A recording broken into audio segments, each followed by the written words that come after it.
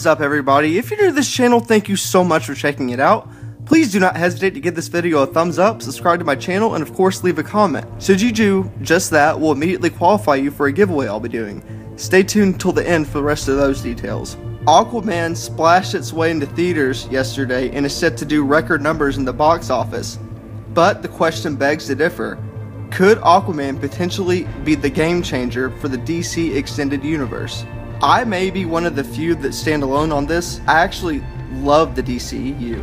I think it has a significant amount of potential, but it is not free of criticism. Before we dive in, let me make one thing clear. I believe the multiverse will have a significant role in the future of the DCEU, but that is for a completely separate video. There's no way I could get into the complexity of the multiverse in this one, so I'm just focusing on one point. In order to properly evaluate an issue, we must trace its source. So let's rewind all the way back to fall of 2014 when Warner Brothers announced their initial slate for the DC Extended Universe. Whether you agree or disagree, it's quite obvious Warner Brothers was trying to emulate the success of the Marvel Cinematic Universe as it grosses in billions of dollars every year. Though that may be the case, just because this formula worked for one studio doesn't mean it's necessarily going to work for another, such as Warner Brothers. I believe one of the major flaws of the DCEU is that they essentially rushed really significant and important characters.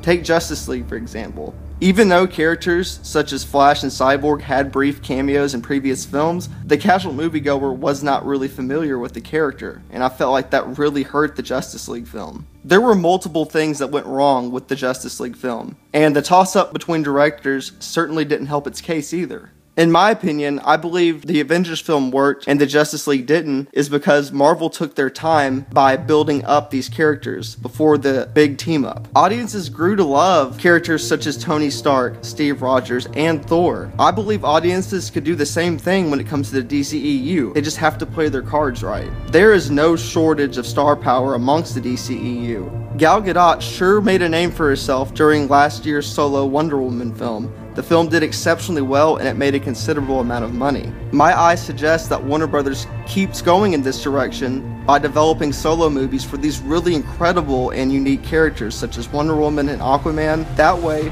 once audiences become accustomed with these characters, they can have another team up down the road. Once all these characters are built up, it will be just as successful as the Avengers. But who knows, this is just my opinion. I cannot wait to go see Aquaman, and I'm considering doing a review once I go see it tonight. Would you like to see that? Sound off down below. Well, this is wrapping my video. Let's get into the giveaway details. I will be giving away 9 Venom posters, and like I previously stated, all you have to do to qualify is give this video a thumbs up, subscribe to my channel, and of course leave a comment. Thank you so much for tuning in. I'll catch you next time.